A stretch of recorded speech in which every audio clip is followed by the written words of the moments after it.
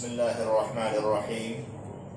الحمد لله رب العالمين، والصلاة والسلام على أشرف الأنبياء والمرسلين سيدنا وسيد الأولين والآخرين وعلى آله وصحبه وعلماء أمته أجمعين وعلى كل من دعا بدعوته واستنى بسنته واهتدى بهديه إلى يوم الدين.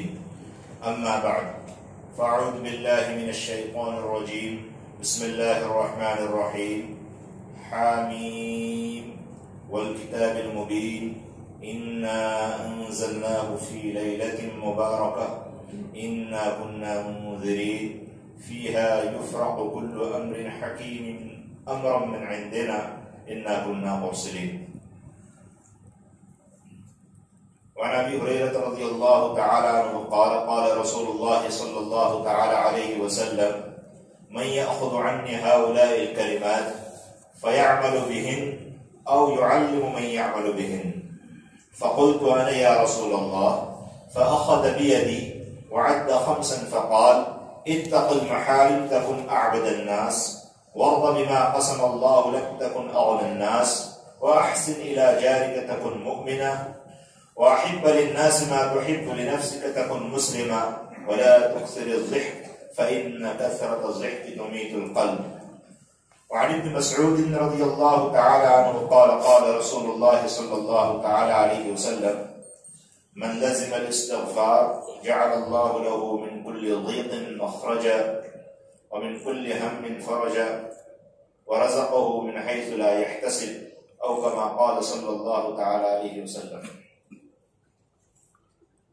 نہایت ہی قابل احترام حضرات علماء کرام، بزرگوں، دوستوں، نوجوان بھائیوں،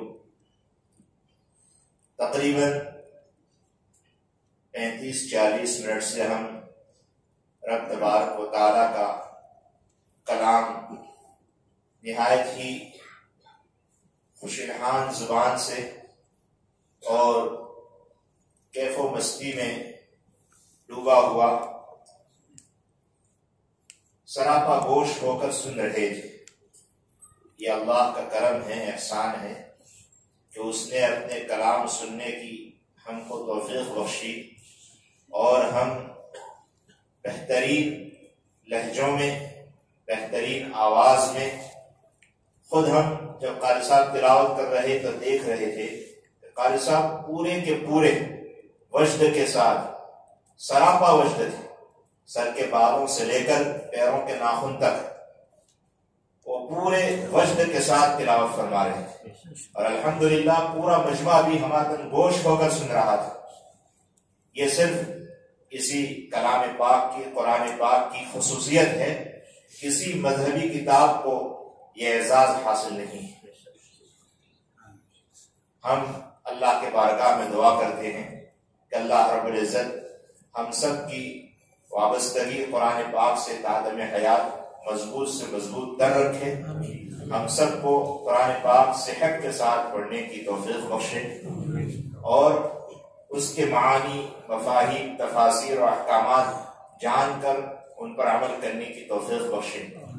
نیز ہم اس مبارک رات میں یہ بھی دعا کریں گے کہ اللہ رب العزت ہمارے قرآن کرام کی حفاظت فرمائے، ان کی عمروں میں عافیت برکت دے اور ان کے ذریعے شہر شہر، گلی گلی، کوچہ کوچہ رب تبارک و تعالیٰ کا یہ کلام جو ہے پھیلتا ہی چلا جائے اور وہ اپنے مشہور کن آوازوں کے ذریعے لوگوں کے قلوب کو موہ لیں اور سب کو قرآن پاک سے کی جانب توجہ دلائیں.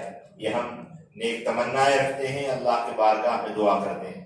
بزرگوں، دوستوں اور عزیز بھائیوں، قرآن پاک کی تلاوت کے بعد کچھ کہنے کی بات نہیں رہتی. قرآن پاک بہترین واعظ ہے.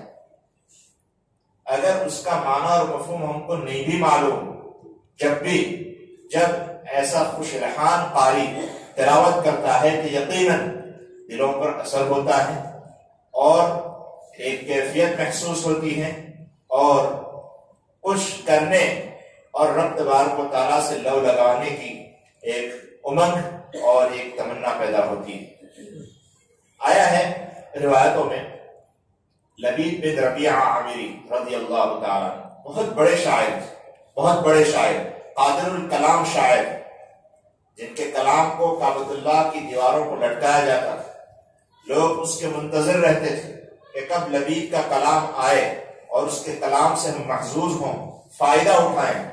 لیکن جب قرآن پاک کو انہوں نے سنا، پڑھا، تو اپنا قلم ایک طرف رکھ دیا، شاعری کہنا چھوڑ دیا، بلکہ کبھی کوئی کسی موقع پر ان سے درخواست کرتا کہ لبید آپ تو ایک قادر الکلام شاعر ہو، بڑی صلاحیتوں کے مالک ہو، تمہارے زبان و قلم میں اللہ نے بڑی قدرت دی ہے، کچھ شعر سناؤ. تو وہ یوں کہتے تھے کہ اب قرآن ہمارے لیے کافی ہے. سورہ بقرہ، آل عمران کا بطور خاص نام لیا کہ ان کی جو آیات ہیں ان آیات کو پڑھیں، ہمیں شعر و شاعری سے کچھ اتنا فائدہ نہیں ہوگا. یہ کلام ہے رب تبارک و تعالیٰ کا، جس میں روحانیت ہی روحانیت ہے، روحانیت ہی روحانیت ہے. کلام رب تبارک و تعالیٰ کی نزول کے بعد اب شعر و شاعری کہنے کا کوئی موقع نہیں رہا. پھر یہ کہ آپ دیکھیں حضرت قاری صاحب کو اللہ رب العزت نے خاص ذوق عطا فرمایا ہے. قاری صاحب نے جن آیات کا انتخاب کیا تھا وہ آیات بھی عجیب و غریب تھی. سورہ آل عمران کا آخری رکوع ہے جس میں جہاں رب تبارک و تعالیٰ نے اپنی کائنات کی تخلیق کے سلسلے میں لوگوں کو دعوت فکر دیا ہے، وہاں اسی رکوع میں رب تبارک و تعالیٰ نے اپنے بارگاہ میں کیسے ہاتھ اٹھائے جائیں اور کیسے دعائیں مانگی جائیں یہ چیزیں بھی سکھائیں. یہ اور بات ہے کہ ہم لوگ عربی نہیں سمجھتے. قاری صاحب نے جس رکوع کا انتخاب کیا تھا، عجیب اللہ رب العزت نے قاری صاحب کو ذوق عطا فرمایا. وہ موقع کے مناسب بہترین رکوع کا انتخاب فرماتے ہیں. ان کا وقف، ان کا وصل، ٹھہرنا اور آگے بڑھنا یہ بھی بالکل معنوی رعایت، یعنی 100% رعایت ہوتی ہے. رب تبارک و تعالیٰ نے اسی رکوع میں ہم سب کو دعوت فکر دیا ہے کہ آسمان و زمین کی تخلیق اور لیل و نہار، شب و روز کی آمد و رفت، اس میں غور و فکر کرو. کیسے رب تبارک و تعالیٰ رات کو دن میں داخل کرتے ہیں، دن کو رات میں داخل کرتے ہیں، کیسے اللہ رب العزت مواسم کو بدلتے ہیں. کیا اللہ نے سورج پیدا کیا ہے، کیا چاند پیدا کیا ہے، کیا آسمان پیدا کیا ہے، کیا زمین پیدا کی ہے. اتنی سخت بھی نہیں بنائی کہ ہمیں عمارت بنانی ہو تو کھودنا مشکل ہو جائے، اور اتنی آپ کے جو ہیں نرم بھی نہیں بنائی کہ چلنا مشکل ہو جائے اور پیر دھس جائے. تو یہ سب چیزیں رب تبارک و تعالیٰ نے اس رکوع کے اندر ذکر فرمائی ہیں.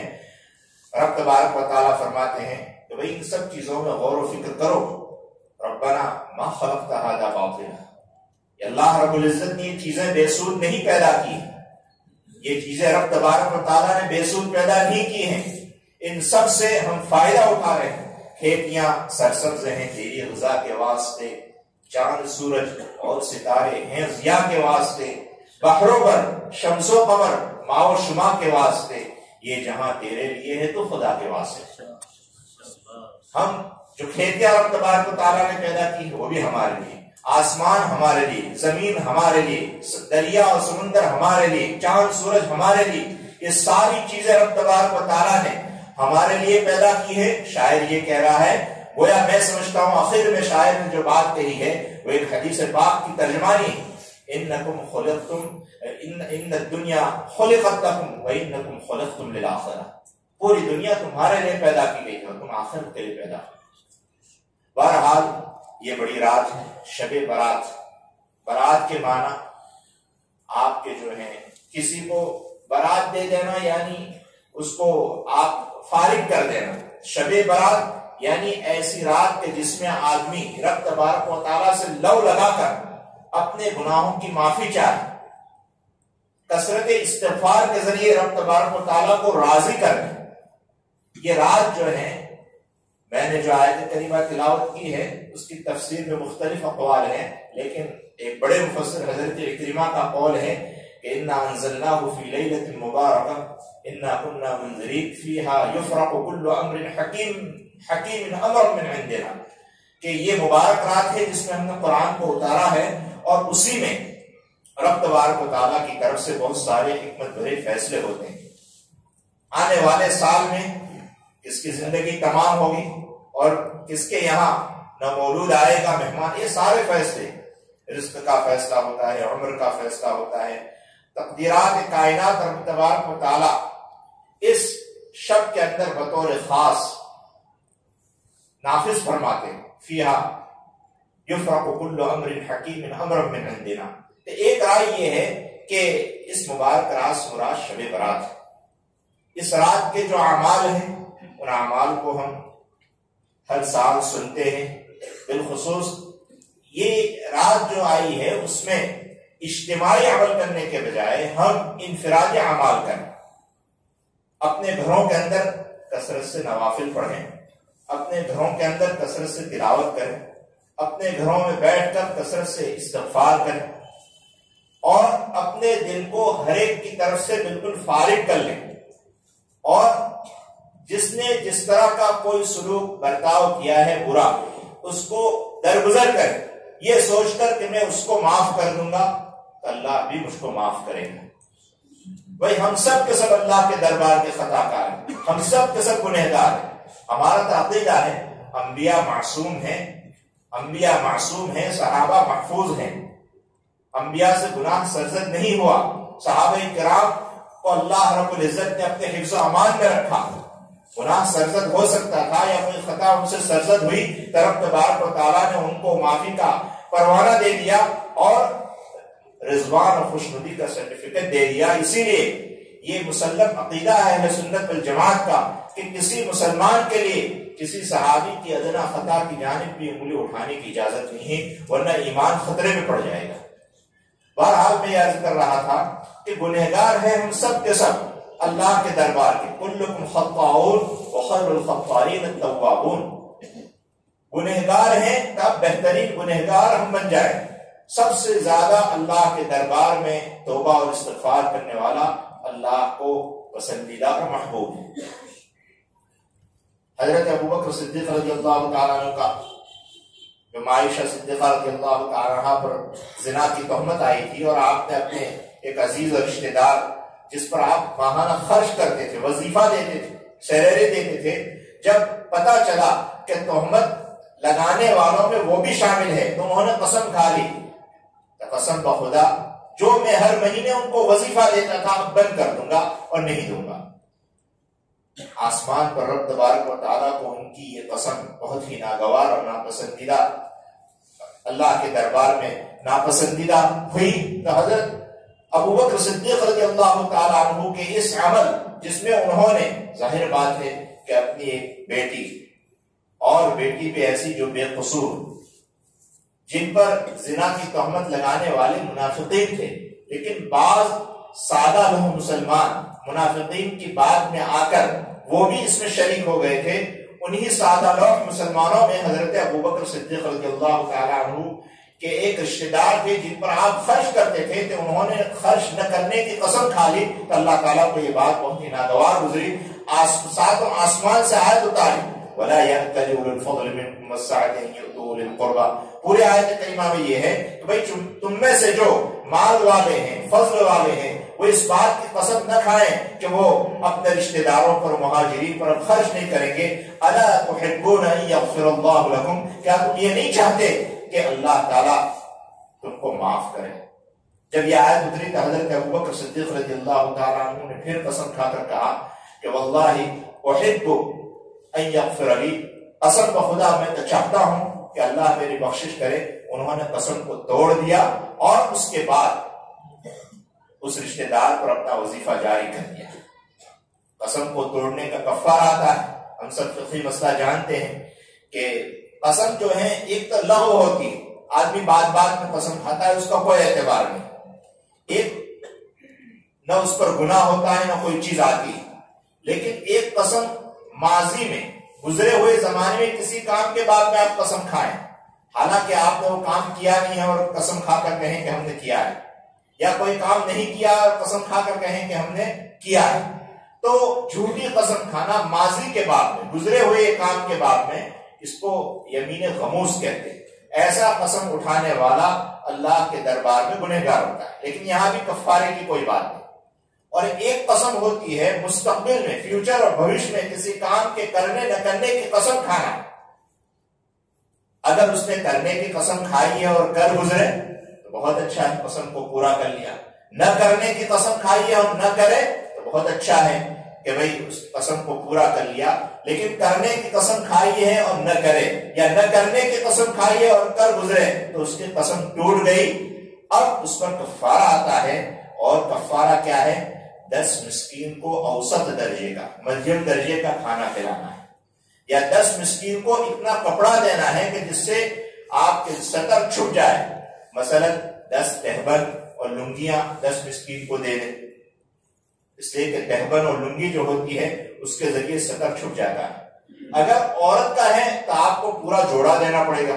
عورت کا سطر پورا بدن ہے، ہم جانتے ہیں، چہرے، ہتھیلیوں اور قدمین کے علاوہ پورا جسم کیا ہے، سطر ہے، تو پورا جسم ڈھکے ایسے 10 جوڑے آپ کو عورتوں کو دینے پڑیں گے۔ مرد حضرات ہیں تو اتنا کہ جس سے سطر چھپ جائے، مثلا ہم نے کہا کہ 10 لنگیاں دے دیں۔ اگر یہ بھی نہیں کر سکتا، غلام آزاد کرانے کی بھی بات ہے، لیکن ابھی یہ دور نہیں رہا، تو آخر میں اگر اس کی گنجائش نہ ہو تو 3 دن کے وہ روزے رکھے گا۔ بہرحال حضرت ابوبکر صدیق رضی اللہ تعالیٰ عنہ نے اپنی قسم توڑ دی، اور یہ کہہ کر کہ میں چاہتا ہوں کہ اللہ میری بخشش کرے۔ اب بتاؤ اس پورے مجمع میں سے کون نہیں چاہتا کہ اللہ ہماری بخشش کرے؟ سب کے سب چاہتے ہیں۔ اور کیا ہم کو کسی نے غزل تکلیف پہنچائی ہے؟ کیا اتنی بڑی تکلیف ہوگی جتنی حضرت ابوبکر کو پہنچائی گئی؟ بیٹی جو بے قصور ہے اس پر زنا کی تہمت آئی، اور تہمت لگانے والے کو جن پر وہ خرچ کر رہے ہیں اس کے باوجود بڑا دل کر کے ان کو معاف کر دیا۔ بہرحال بات بڑھتی جا رہی ہے۔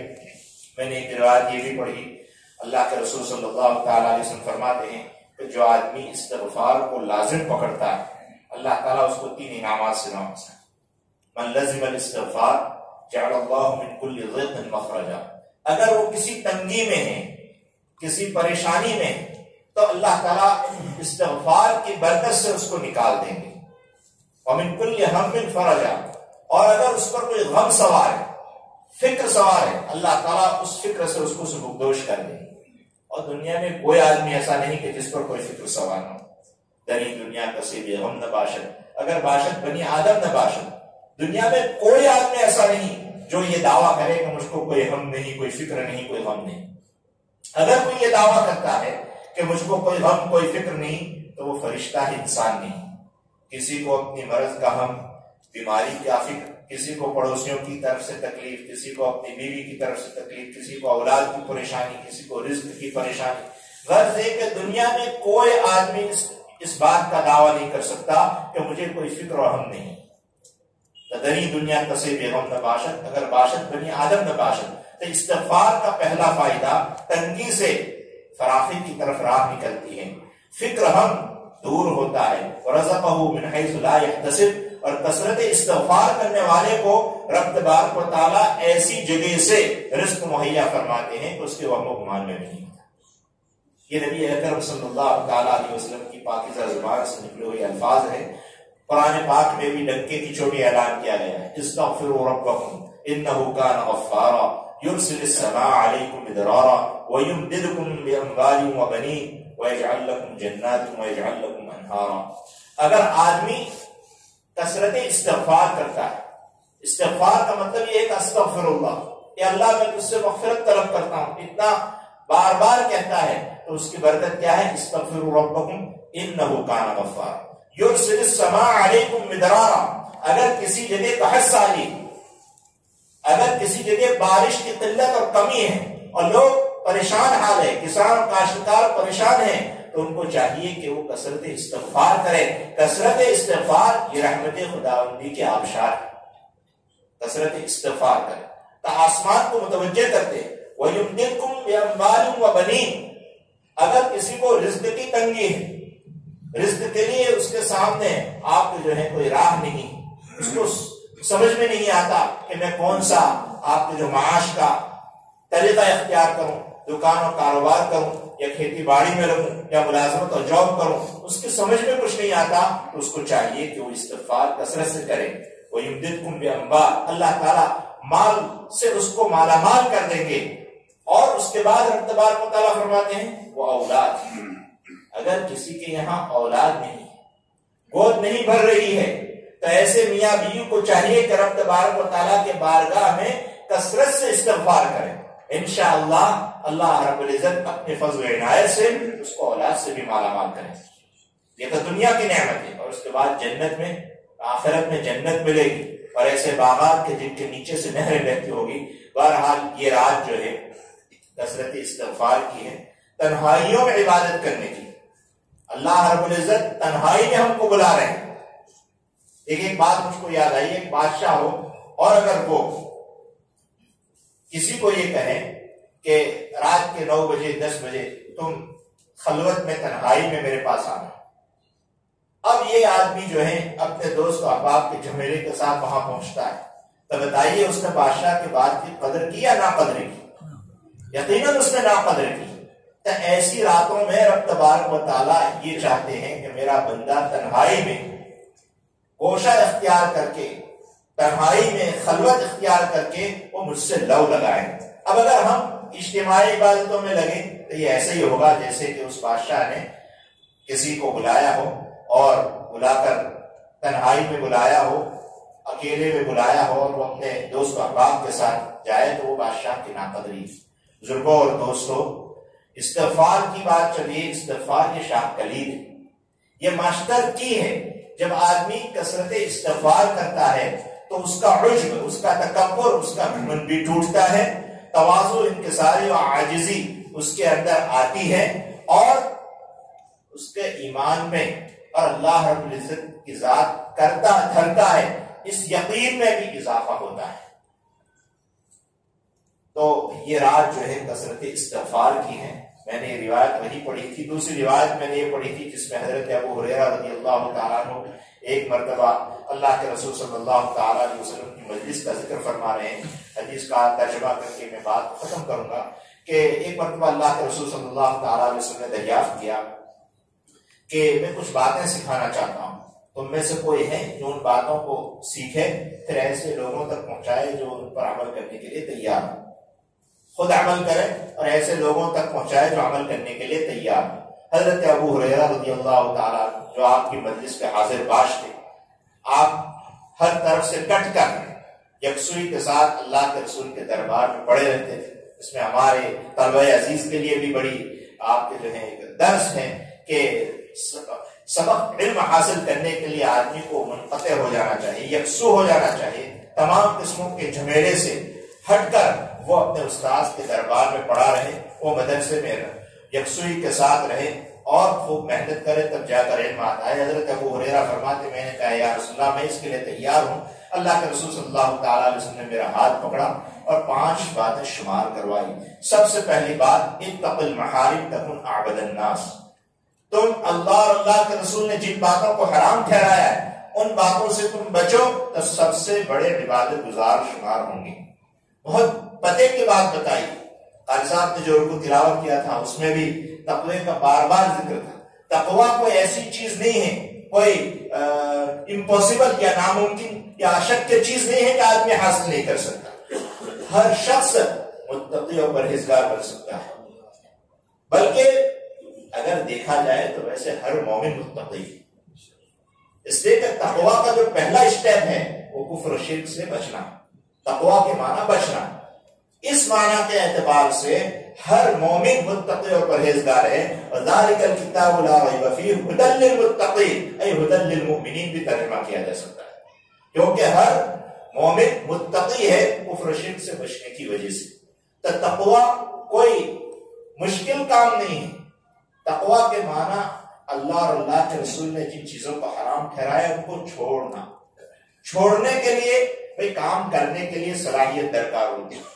کچھ کرنے کے لیے ہم کو منصوبہ بندی کرنی پڑتی ہے، پلاننگ کرنی پڑتی ہے، وقت بھی درکار ہوتا ہے، کبھی کبھی پیسے بھی لگتے ہیں، 2-4 احباب سے مشورہ بھی کرنا پڑتا ہے، اس پر نگاہ بھی رکھنی پڑتی ہے، بہت کچھ کرنا پڑتا ہے کوئی کام کرنا ہو تو. لیکن چھوڑنے کے لیے کچھ بھی نہیں.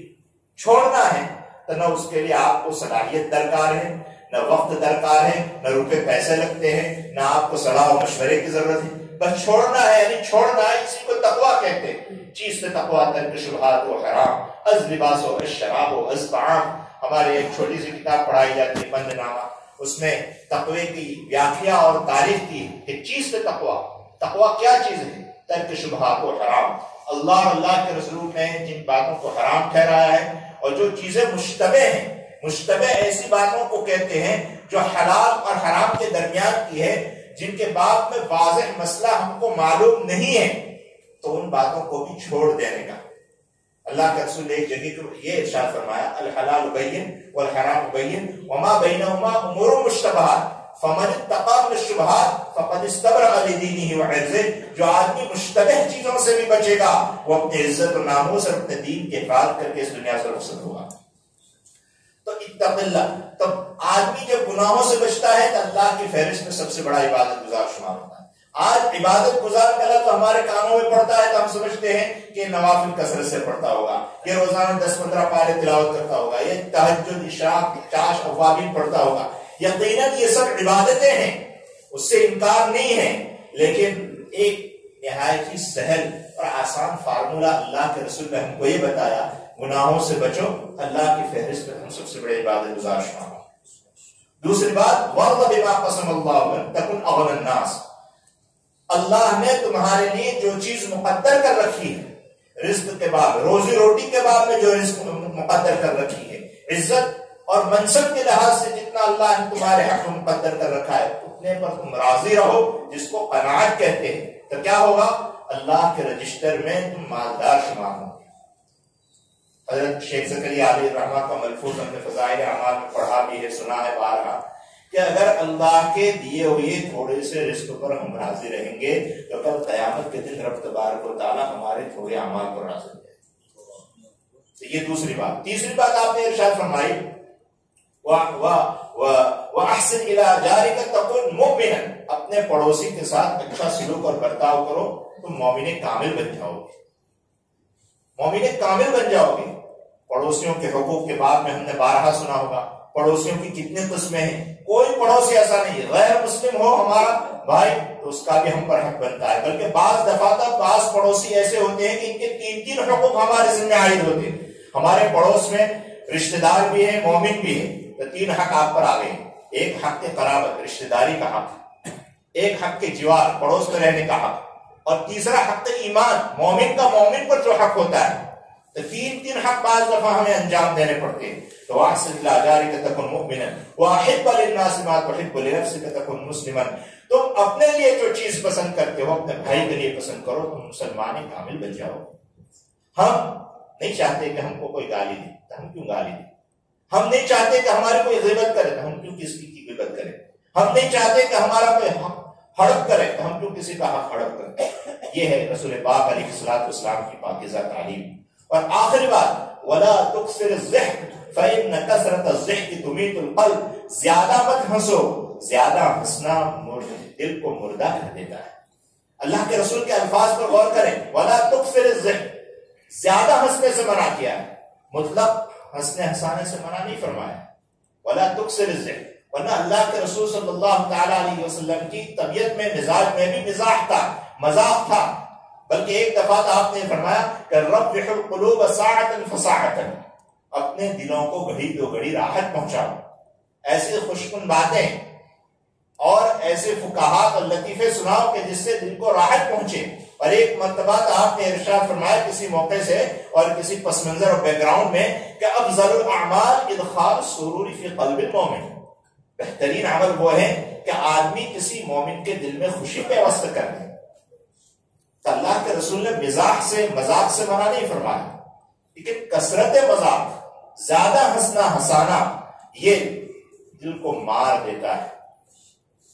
ایک بات عرض کر کے جو ہے اپنی گفتگو ختم کروں گا، ہنسنے ہنسانے میں 2 باتوں کا خیال رکھنا چاہیے جو احادیث مبارکہ سے ہمیں معلوم ہوتی ہے۔ ہنسنا ہنسانا ایسا ہونا چاہیے کہ کسی کی دل آزاری نہ ہو، کسی کو تکلیف نہ پہنچے، ایک بات بطور خاص اس کو یاد رکھیں۔ اور دوسرا، ہنسنا ہنسانا ایسا ہو کہ اس میں کذب اور جھوٹ کی ملاوٹ نہ ہو، آپ کوئی ایسی بات کہہ کر نہ ہنسائے کہ جس کے ذریعے آپ کو جھوٹ کا سہارا لینا پڑے۔ تو کسی کی دل آزاری نہیں ہونی چاہیے. مومن کی دل آزاری، مومن کو تکلیف پہنچانا یہ حرام ہے. اور ہنسنے ہنسانے میں جھوٹ کا سہارا لینا اس کے باب میں بڑی وعید آئی ہے. اللہ کے رسول نے فرمایا ویل ویل ویل لمن یکذب لیضحک بہ الناس. 3 مرتبہ آپ نے فرمایا ہلاکت ہے، ہلاکت ہے، ہلاکت ہے ایسے لوگوں پر جو جھوٹ بولتے ہیں. اور جھوٹ بولنے کا مقصد کیا ہے؟ لیضحک بہ الناس، تاکہ اس کے ذریعے لوگوں کو ہنسائے. جیسے کہ لافنگ شو ہوتے ہیں، ہاسیہ کلاکار کرتے ہیں. ان چیزوں سے ہمیں اللہ کے رسول نے منع فرمایا. دل لگی اس کی اجازت ہے، ہنسنا ہنسانا بالکل جائز اور مباح امر ہے، بلکہ احادیث کی کتابوں میں مستقل ابواب ہے، باب المزاح. تو 2 باتیں یاد رکھیں گے، ہنسنے ہنسانے میں کسی کو تکلیف نہ پہنچے اور جھوٹ کی آمیزش نہ ہو. رب تبارک و تعالیٰ اس مبارک محفل کو قبول فرمائیں، اور اس بزم سجانے والے جو بھی منتظمین حضرات ہیں ان کو اللہ رب العزت جزائے خیر عطا فرمائیں کہ انہوں نے ہمارے لیے اس مبارک رات میں ایسا موقع فراہم کیا کہ ہم اللہ رب العزت کا کلام خوش لہجوں میں اور اچھی تلاوتوں کو ہم اپنے کانوں سے سن سکیں، اور ہم نے اپنے ایمان میں اضافہ کیا. یقیناً اللہ تعالیٰ ان کی نسلوں میں قراء، حفاظ، علماء ربانیین پیدا فرمائیں. اور آپ تمام جمعی حاضرین کا بھی شکریہ ادا کرتے ہیں جنہوں نے آپ کے جو ہے نہایت پاکیزہ جذبات کے ساتھ قرآن پاک کی تلاوت کو سماعت کیا. یقیناً مبارکبادی کا کے مستحق ہیں آپ حضرات، اور اس مبارک رات کی قیمتی اوقات اور گھڑیوں کو اللہ کے کلام سننے میں صرف کی. اللہ رب العزت اس کو قبولیت کے زیور سے آراستہ فرمائیں اور ہم سب کے لیے بخشش کے فیصلے فرمائیں. وآخر دعوانا الحمدللہ رب العالمین.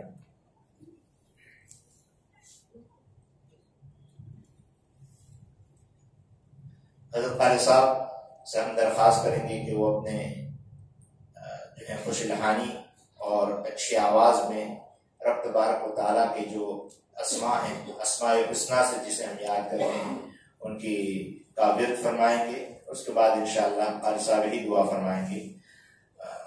صاحب قرآن ہیں، اہل اللہ. حدیث پاک میں آتا ہے کہ جو ایک مرتبہ اللہ کے رسول نے فرمایا کہ ان للہ تعالی فی الارض اہلین و خاصۃ. دنیا میں اللہ والے ہیں اور اللہ کے خاص بندے. صحابہ نے دریافت کیا کہ من ہم یا رسول اللہ. ان کو یعنی صحابہ میں طلب و تڑپ تھی کہ معلوم کریں کہ ایسے کون لوگ. تو پوچھا کہ وہ کون لوگ ہیں. اللہ کے رسول صلی اللہ تعالی علیہ وسلم فرمایا کہ اہل القرآن اہل اللہ و خاصۃ. جو قرآن والے ہیں وہ اللہ کے خاص ہیں اور اللہ کے اہل. ظاہر بات ہے وہ شبانہ روز ان کا یہ شغل ہے. وہ قرآن پاک کی تلاوت کرتے ہیں، قرآن پاک کی مشق کرواتے ہیں، رات دن کا مشغلہ. کتنی روحانیت کے حاملین یہ لوگ ہوں گے، ان کے قلوب کس قدر پاکیزہ ہوں گے. ہمیں تو ان کا دیکھنا اور ان کی زیارت کرنا اور ان کے پاس بیٹھنا یقیناً یہ ہمارے لیے کار ثواب ہے. اور وہ جو روایت ہے کہ بعض اللہ والے ایسے ہوتے ہیں کہ جن کے چہروں کو دیکھ کر اللہ یاد آ جاتے ہیں، یہ ایسے ہی لوگ ہیں. اللہ رب العزت ہمیں قدردانی کی توفیق بخشیں. بسم اللہ الرحمن الرحیم. اللهم صل على سيدنا مولانا محمد وعلى آل سيدنا مولانا محمد صلاة تنجينا بها من جميع الأهوال والآفات وتقضي لنا بها جميع الحاجات وتطهرنا بها من جميع السيئات وترفعنا بها عندك على الدرجات وتبلغنا بها أقصى الغايات من جميع الخيرات في الحياة وبعد الممات إنك على كل شيء قدير. الہ العالمین، ہم آپ کے گنہگار بندے آپ کے دربار میں اس مبارک رات میں ہاتھ پھیلا کر بیٹھے ہوئے ہیں. رب اکرم، ہم سرابہ تقصیر و خطا ہیں، گناہوں کے پرندے ہیں. رب اکرم، سر کے بالوں سے لے کر پیروں کے ناخن تک ہمارے سارے اعضاء خطا کار ہیں. اے الہ العالمین، ہم نے زندگی کی بہترین بہاریں آپ کی معصیت کی نظر کر چکے ہیں۔ اے اللہ، ہم اپنی پچھلی زندگی پر نظر اٹھاتے ہیں تو معصیتوں اور گناہوں کے انبار کے علاوہ کچھ نظر نہیں آتا۔ رب اکرم کبائر کے بھی مرتکب ہیں، صغائر کے بھی مرتکب ہیں، رات کے اندھیروں میں بھی گناہ کیے ہیں، دن کے اجالے میں بھی کیے ہیں، جان کر بھی کیے ہیں، انجان کر بھی کیے ہیں۔ اے الہ العالمین، کون سا عضو ہمارا خطا کار نہیں؟ اے اللہ، اے اللہ، اعمال نامے کی طرف نگاہ اٹھاتے ہیں تو سوائے معاصی کی کچھ نظر نہیں آتا۔ اے اللہ، ہم آپ کے دربار میں صدق دل سے اعتراف کرتے ہیں، اپنے گناہوں کا اقرار کرتے ہیں۔ اعتراف اقرار کرنے والے مجرم آپ کو پسندیدہ اور محبوب ہوا کرتے ہیں۔ اے اللہ، کوئی عذر نہیں، کوئی بہانہ نہیں۔ اے اللہ، نہ آپ کو ہمارے خلاف فرشتوں کو بطور گواہ لانے کی ضرورت ہے، نہ ہمیں اعمال نامے دکھانے کی ضرورت ہے۔ اے اللہ، ہم آپ کے دربار میں کھلے الفاظ، اللہ، ہم اپنے تمام تر گناہوں کا اعتراف کرتے ہیں۔ ہم سب کو معاف کر دیجئے، ہم سب کے خطاؤں کو معاف کر دیجئے۔ اللہ، ہم سب کی سیئات کو حسنات سے مبدل فرمائیے۔ رب اللہ، آپ نے اپنے کلام میں اعلان کیا ہے کہ جو صدق دل سے توبہ کرتا ہے اس کے سیئات کو بھی حسنات سے مبدل کر دیا جاتا ہے۔ اے اللہ، ہم آپ کے دربار میں، اے اللہ، ہم آپ کے دربار کے پرانے بھکاری ہیں۔ اے اللہ، ہم نے جو بھی پایا ہے، جب بھی پایا ہے، آپ کے دربار سے پایا ہے۔ اے داتاؤں کے داتا، اے غفار الذنوب، ستار العیوب، آپ نے ہمارے گناہوں کی اپنے پردہ پوشی کیے ہیں۔ اے اللہ، یہ ہمارا اور آپ کا معاملہ ہے۔ اللہ، ہم جانتے ہیں، آپ جانتے ہیں کہ ہم کس قدر گنہگار ہیں۔ اللہ، ہمارے خطاؤں کو معاف کر دیجئے۔ اللہ، ہمارے گناہوں کو معاف کر دیجئے۔ اللہ، ہمارے گناہوں کو معاف کر دیجئے۔ اے اللہ، اتنا بڑا مجمع، اے اللہ، سراپا گوش آپ کا کلام سن رہا تھا۔ اے اللہ، اتنا بڑا مجمع بہت ہی نیک توقعات اور امیدیں لے کر آپ کے دربار میں ہاتھ پھیلا کر بیٹھا ہوا ہے۔ اے اللہ، یہ پورا مجمع جانتا ہے کہ آپ کے در کے علاوہ ہمارے لیے کوئی در نہیں ہے۔ اللہ، آپ کے در کے علاوہ کوئی در نہیں ہے۔ اے داتاؤں کے داتا، آپ سے نہ مانگے تو ہم کہاں جائیں؟ اے 70 ماؤں سے زیادہ، اے اللہ، رحم و کرم کرنے والے خدا، اے اللہ، ایک ماں جب اس کا بیٹا نجاست کی غلاظت میں اے اللہ مبتلا ہوتا ہے تو وہ پیار کی بھری مامتا بھری ماں اس بچے کو نجاست سے پاک صاف کر کے اے اللہ خوشبوئیں لگا کر اپنے گود میں اٹھا کر اس کا بوسہ لے لیتی ہے۔ خدایا، خدایا، ہم گناہوں کی غلاظت میں اور گناہوں کے دلدل میں ڈوبے ہوئے ہیں۔ آپ کی محبت اور شفقت تو 70 ماہوں سے زیادہ ہے۔ اے اللہ، ہم سب کو غلاظت اور نجاست سے پاک صاف فرما کر اپنے آغوش محبت میں ہم کو لے لیجئے، اپنے آغوش مغفرت میں ہم سب کو ڈھانپ لیجئے۔ اے اللہ، اے اللہ، دنیا میں یہود کے سر پر ہاتھ رکھنے والے موجود ہیں، اے اللہ، کفار مشرکین کے سرپرست موجود ہیں۔ اے اللہ، اگر یتیم ہے تو تیرے محمد کی، تیرے حبیب کی امت ہے، لیکن ہم مایوس نہیں ہیں۔ آپ نے ہم کو ایک بڑا اطمینان دلایا ہے، ذالک بأن اللہ مولی الذین آمنوا وأن الکافرین لا مولی لہم۔ حقیقی سرپرست آپ ہیں ہمارے اے اللہ، ہمارے نگہبان آپ ہیں، ہمارے محافظ آپ ہیں، ہمارے سرپرست آپ ہیں۔ اے اللہ، ہم اس بات کا احساس ہے کہ ہم نے آپ کے اوامر کو توڑا ہے، ہم اس بات کا احساس کہ آپ کی معصیتوں کو ہم نے کا ارتکاب کیا ہے۔ اللہ، ہم سب کو معاف کر دیجئے، خدایا ہم سب کو معاف کر دیجئے، خدایا ہم سب کو معاف کر دیجئے۔ اللہ، ہمیں اخلاص نصیب فرمائیے، اے اللہ، اس مجلس کو قبول فرمائیے، اس مجلس کا انتظام کرنے والوں کو قبول فرمائیے، مجمع میں بیٹھے ہوئے ایک فرد کو قبول فرمائیے۔ اے اللہ، پتہ نہیں اس مجمع میں سے کون سے فرد کی نیکی آپ کے نگاہ میں مقبول ہوگی۔ اللہ، اس میں بچے بھی ہیں جو معصوم ہیں، بڑے بڑے بھی ہیں جن کی نیکی ہم سے بہت زیادہ ہے اور جن کا خالی ہاتھ لوٹ آتے ہوئے آپ کو شرما دیے۔ اے اللہ، اللہ، اس میں علماء بھی ہیں جو یقیناً آپ کی خشیت اور تقوی سے مالا مال ہے۔ اے اللہ، اے اللہ، اس مجمع میں سے جو آپ کو محبوب اور مقبول ہو اس کا واسطہ دے کر آپ کے دربار میں اے اللہ بھیک مانگتے ہیں کہ ہم سب کو معاف کر دیجئے، خدایا ہم سب کو معاف کر دیجئے اور ہمیں ہماری آئندہ زندگی کے اصلاح کرنے کا فکر نصیب فرمائیے۔ اے اللہ، قرآن پاک کو ہم نے بالا طاق کر دیا ہے اللہ، نہ ہم اس کی تلاوت کرتے ہیں نہ اس کے احکامات پر عمل کرتے ہیں۔ اے اللہ اللہ اس جرم عظیم کو معاف کر دے، اللہ اس جرم عظیم کو معاف کر دیجیے، اللہ اس جرم عظیم کو معاف کر دیجیے۔ اللہ ہم سب کو قرآن پاک سے اے اللہ قوی اور مضبوط اور مستحکم وابستگی نصیب فرمائیے۔ اے اللہ ہمارے گھر گھر سے آپ کے کلام کی تلاوت کی آوازیں اور صدائیں بلند ہوں۔ اے اللہ ہم میں سے ہر فرد مرد عورت کیا بوڑھا کیا جوان ہر ایک اے اللہ آپ کے عوامر کا امتثال کرنے والا بن جائے۔ اے اللہ یہ چیز آپ پر کچھ مشکل نہیں، وما ذلک علی اللہ عزیز۔ اے اللہ لوگوں کی قلوب آپ کی دو انگلیوں کے درمیان ہے تو قلبھا کیف تشاء۔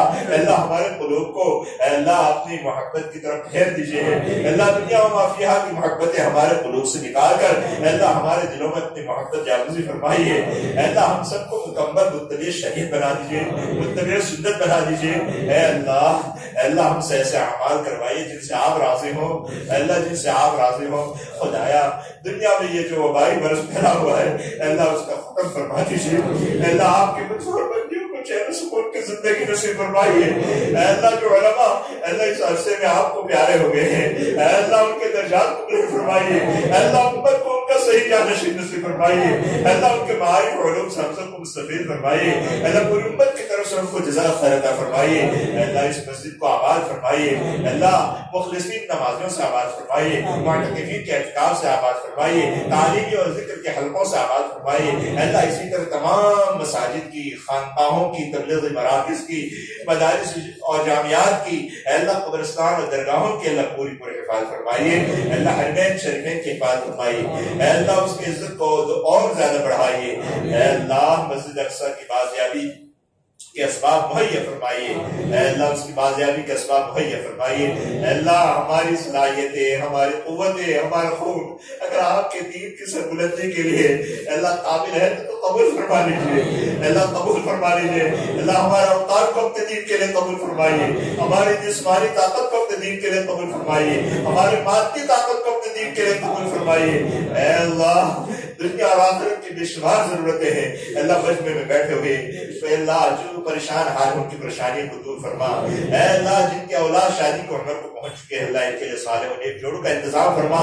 اے اللہ جن کے رشتے طے ہیں لیکن شادیوں کے لیے رکاوٹیں ان کی رکاوٹوں کو دور فرما، اسباب مہیا فرما، بے روزگاروں کو حلال پاک واسع روزی نصیب فرما، بیماروں کو شفائے کلی نصیب فرما۔ اے اللہ جن کے اولاد نافرمان ہیں ماں باپ کے حق میں مطیع و فرما بردار بنا۔ اے الہ العالمین ہم سب کو علوم و معارف سے مالا مال فرما۔ اے اللہ ہم سب کو علوم و معارف سے مالا مال فرما۔ اے اللہ پوری زندگی کے قدر کرنے کی اور بالخصوص آج کے رات کی قدر کرنے کی ہم کو توفیق نصیب فرما۔ خدایا اے اللہ مرتے وقت ہم کو کلمہ نصیب فرما۔ اللہ ایکسیڈنٹ کی موت سے جل کر دب کر ڈوب کر مرنے سے ہماری حفاظت فرما۔ اللہ اچانک کی موت سے حفاظت فرما۔ اے اللہ ایسے خوشگوار سعادت مند موت نصیب فرما کہ آپ کے اور آپ کے بندوں کے واجب الادا حقوق ہم ادا کر چکے ہوں، ایسے خوشگوار موت نصیب فرما۔ اے الہ العالمین لباس کفن سے پہلے ہم سب کو لباس تقویٰ سے آراستہ فرما، غسل میت سے پہلے ہم سب کو غسل توبہ کی توفیق محمد فرما۔ اے اللہ ہماری دنیا بھی بنا دے، آخرت بھی بنا دے۔ اللہ ہمارے برادران وطن کو اے اللہ صحیح سمجھ نصیب فرما۔ اے اللہ ان کو اسلام کی محاسن و خوبیوں کو ان تک پہنچانے کی ہم کو توفیق نصیب فرما، اس کا سلیقہ ہم کو نصیب فرما، دعوت و تبلیغ کا جو سلیقہ ہے وہ ہم کو نصیب فرما۔ اے اللہ اس ملک کو امن و امان کا گہوارہ بنا۔ اے اللہ اس کی ہر قسم کی ترقی مقدر فرما۔ اے اللہ